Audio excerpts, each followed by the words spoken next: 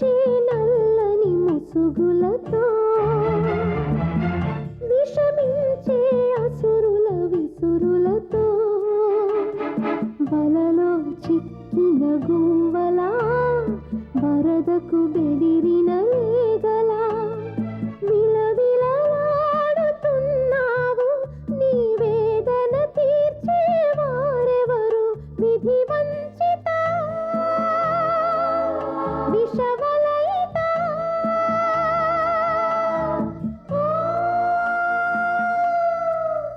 అన్వేషిత అన్వేషిత అన్వేషిత.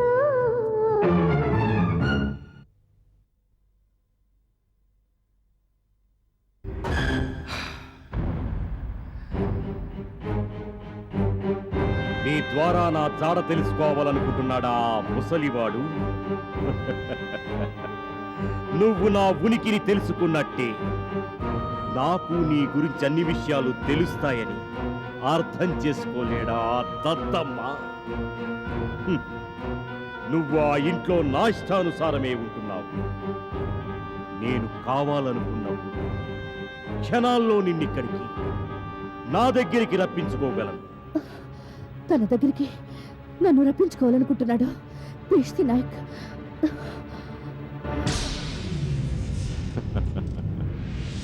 మన అనుబంధం అలాంటిది శిఖమ్మ. నువ్వు ఉండాలన్నా అక్కడ ఉండలేవు. అక్కడ ఇప్పుడు కేవలం కార్యార్థివై ఉన్నావు. వద్దు వద్దు. కలవరపడకు శిఖామణి. నీవు నాదానివి, నేను నీవాడను. మన స్నేహం ఈనాటిది కాదు.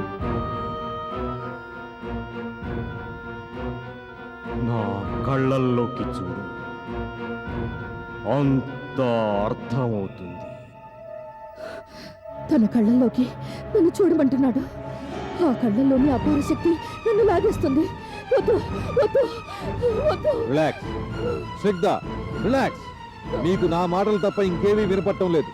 మీరు నాకంటే స్వరానికే స్పందిస్తారు. రిలాక్స్. నేను ఇప్పుడు 1 నుంచి 10 దాకా లెక్క పెడతాను. మీకు ఇప్పుడు మెల్లగా మెలకువ వస్తుంది. మీరు నిద్రలేస్తారు. 1 2 3 4 5 6 7 8 9 10. స్నిగ్ధ,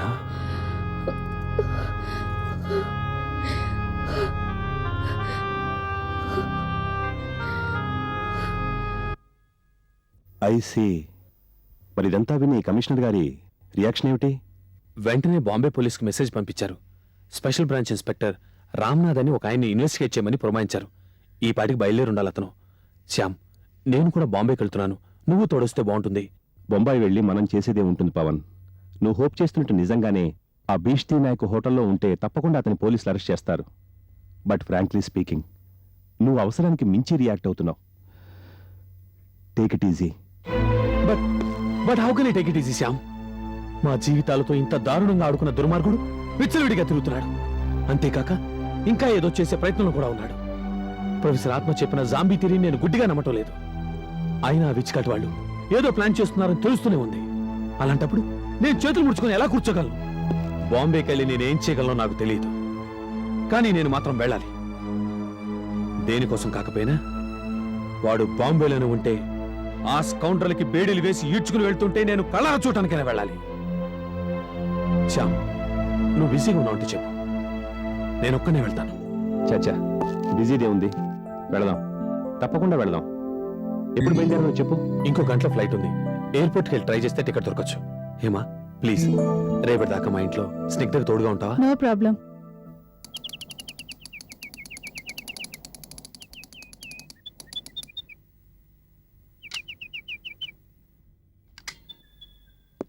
రా అనిరుద్.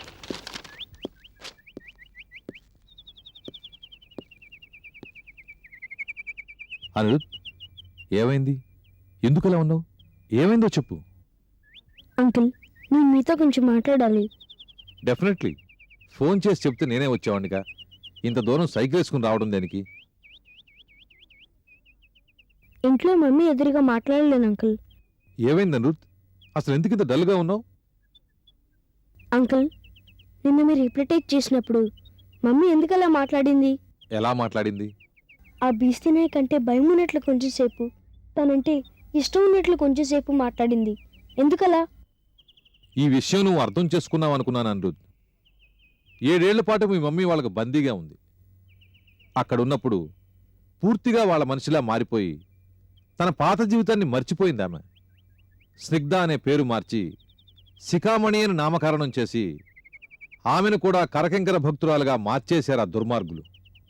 నిన్న హిప్నటైజ్ చేసినప్పుడు మళ్ళీ ఆ పాత జ్ఞాపకాలు మీ మమ్మీని కలవర పెడుతుంటే ఆ జ్ఞాపకాల్లోంచి బయటపడి ఈ జీవితంలోకి రావాలని ఆవిడ ప్రయత్నం చేస్తోంది.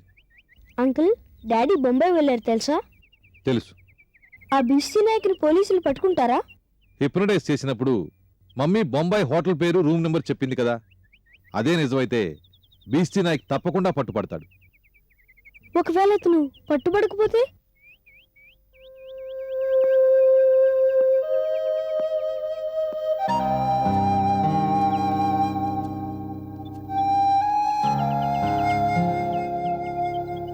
అతను ఆచూకీ తెలుసుకోవడానికి మమ్మీని మళ్ళీ హిప్నటైజ్ చేస్తారా? చేయొచ్చు.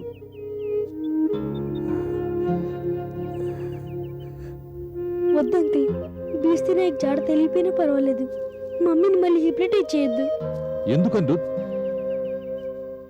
మీరు హిప్నటైజ్ చేసి బీస్తి నాయక్ గురించి అడిగినప్పుడు అంతా మమ్మీకి టెలిపతి లింక్ ఏర్పడుతుంది కదా. అలా మాటి మాటికి చేస్తే వాళ్ళ మధ్య అసలు సంఖ్యలు ఇంకా బలపడతాయి కదా. అంకుల్ మస్తానమ్మ కూడా చెప్పింది ఆ అసురు సంఖ్యలు బలపడకూడదని, వాటిని తుంచేయమని. హనుడు, you are right my boy. నేను కూడా ఈ విషయం ఇలా ఆలోచించలేదు. సరే, మనం మళ్ళీ మమ్మీని ఎప్పుడు హిప్నటైజ్ చేయొద్దు.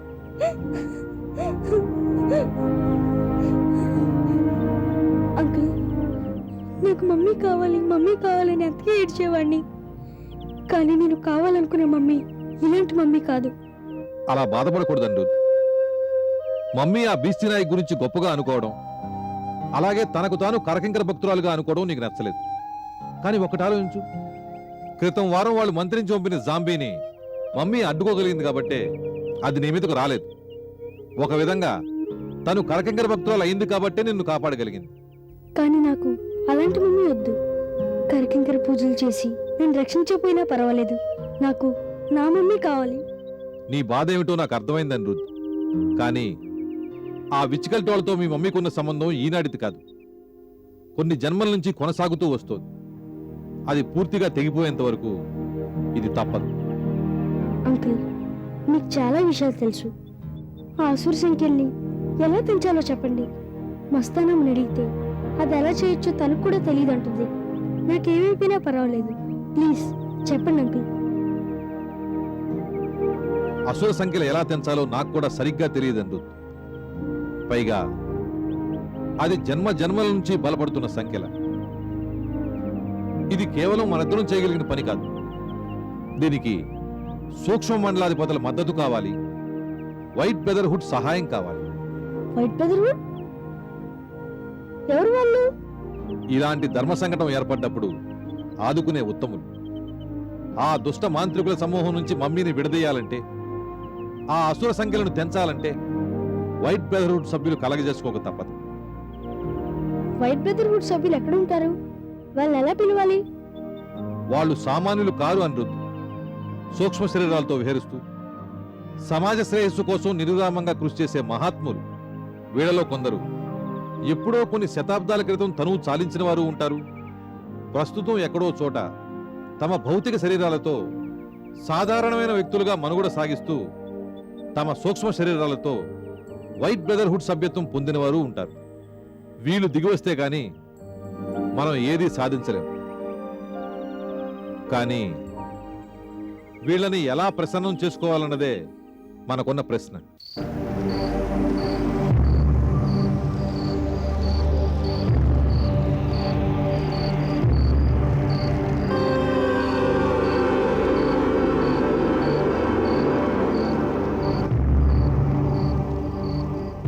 సీన్లు కండు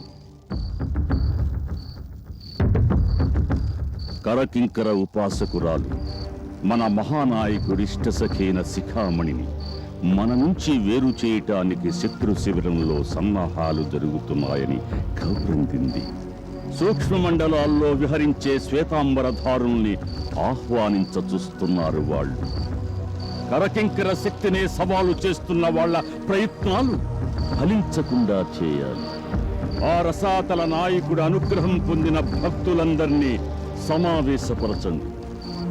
ఈ రాత్రి ఇదే చోట అనుష్ఠాన కర్మలతో పాతాళంలో కూరుకుపోయి ఉన్న క్షుద్ర శక్తుల్ని వెలికి తీయాలి. శ్వేతాంబరధారుల తుదముట్టించాలి.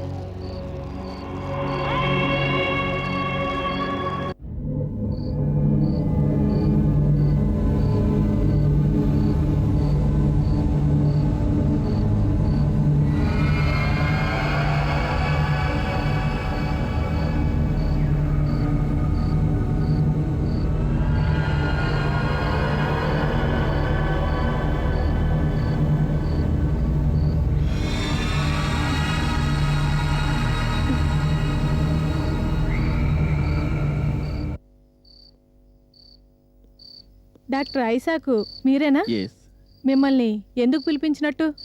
ప్రొఫెసర్ ఆత్మగారు చేస్తున్న సైకిక్ ఎక్స్పెరిమెంట్లో అనుకోకుండా ఏదైనా ప్రాబ్లం వస్తే డాక్టర్గా నా అవసరం ఉండవచ్చునేమో అనుకుంటున్నా. అసలు ఇలాంటి ప్రయోగాలు ఫలిస్తాయంటారా? సైకిక్ సైన్సెస్లో ప్రొఫెసర్ ఆత్మగారికి చాలా అనుభవం ఉన్నట్టుంది. అయినా ఖచ్చితంగా ఫలిస్తుందని ఆయన కూడా ఛాలెంజ్ చేసి చెప్పడం లేదు కదా. ఏమో, అనుకోకుండా మా వారు పవన్తో కలిసి బొంబాయి ప్రయాణమై వెళ్లారు. వాళ్ళిద్దరూ గనక ఉండి ఉంటే ఇవన్నీ సాగనిచ్చేవారే కాదు. అసలు మీరు డాక్టర్ అయి ఉండి ఇవన్నీ ఎలా నమ్ముతున్నారో నాకు అర్థం కావట్లేదు. డాక్టర్ని అయితే ఏంటంట? డాక్టర్లు సాధారణంగా చాలా సైంటిఫిక్గా ఆలోచిస్తారు కదా.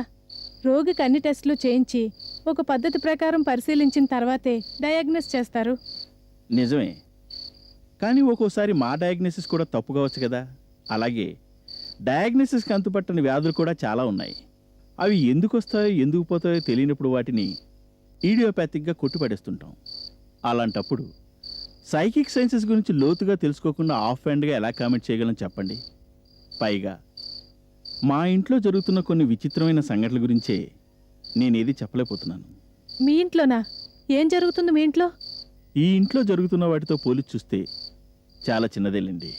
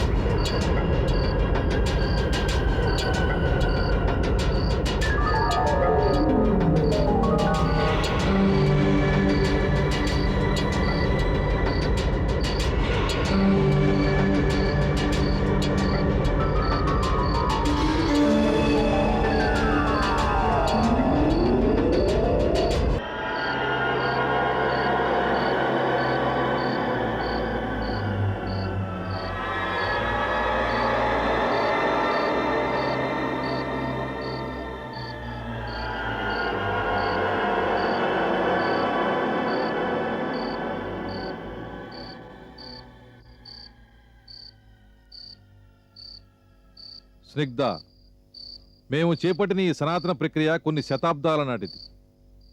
ఇందులోని మెళకువలన్నీ నాకు తెలియవు, కానీ మరో మార్గం కూడా లేదు. ఏవైనా పొరపాట్లు జరిగితే పర్యవసానం చాలా దారుణంగా ఉంటుంది. అయినా మీరు ఆ కోపంలోంచి బయటపడాలని మనస్ఫూర్తిగా కోరుకుంటున్నారనే నమ్మకంతోనూ, తన అద్భుత శక్తులతో అనిరుద్ధ్ ఇందులో నెగ్గుకొస్తాడనే ధీమాతోనూ అడుగు ముందుకు వేస్తున్నాను. మీరు ఎదుర్కొంటున్నది మామూలు సమస్య కాదు. అనూహ్యమైన మానసిక ఒత్తిడికి గురై పంచప్రాణాల కంటే శ్రేష్టమైన మీ జీవాత్మను కాపాడుకునేందుకు చిట్ట చివరి సంఘర్షణను సాగిస్తున్నారు మీరు. ఇహలోకంలో మీ సమస్యకు పరిష్కారం లేదని అర్థం చేసుకున్న మీరు దిక్కుతోచక సూక్ష్మమండలాల్లో విహరించే తేజోమూర్తుల సహాయం కోరదలిచారు. వాళ్ళను ప్రసన్నం చేసుకోవాలంటే మీ ఆత్మఘోష వాళ్ళకి వినపడాలి.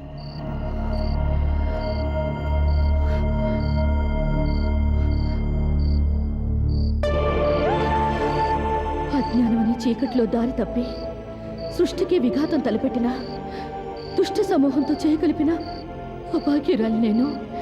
మ్లేచ్చుల సాంగత్యంలో నా ఆత్మ కలుషితమైంది. ఎంత ప్రయత్నించినా ఆ ఊపిలోంచి బయటపడలేక మరింతగా చొచ్చుకుని పోతున్నాను. నాకు చేయూత కావాలి. పరాధీనమైన నా మనసుకి విముక్తి కావాలి. క్షోభిల్లుతున్న నా ఆత్మకు ఉపశమనం కావాలి. శ్వేతాంబరధారులారా, నా ఆక్రందన మీకు వినవస్తుందా?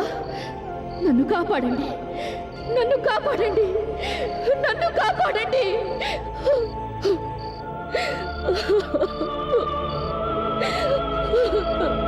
నన్ను కాపాడండి, నన్ను కాపాడండి, నన్ను కాపాడండి.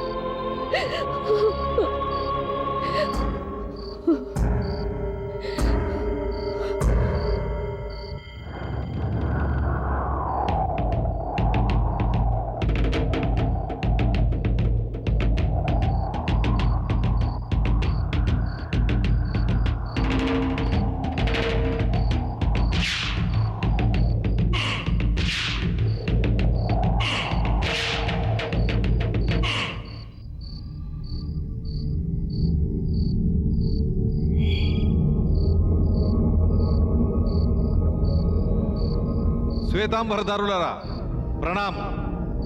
సూక్ష్మమండలాధిపతుల అనుమతితో తలబెట్టిన సర్వశ్రేష్టమైన ఈ కర్మకాండలో అపరిత్యాజమైన మీ సహాయ సహకారాలు కావాలి. ఆ తుచ్చ మాంత్రికులు చేజిక్కించుకున్న ఈ దీనురాలి ఆత్మకి విముక్తి కావాలి. మంచికి చెడుకి, ధర్మానికి అధర్మానికి మధ్య చెలరేగిన ఈ సమరంలో మీ శక్తి స్వరూపాలు మాకు అండగా నిలవాలి. దౌర్బల్యంతో అసురమయకు లోనై అజ్ఞాన తిమిరంలో వామ మార్గాన కొట్టుమిట్టాడుతున్న ఈ యువతికి కాంతి పుంజాలై మీరు దారి చూపాలి. తమసోమ జ్యోతిర్గమయ.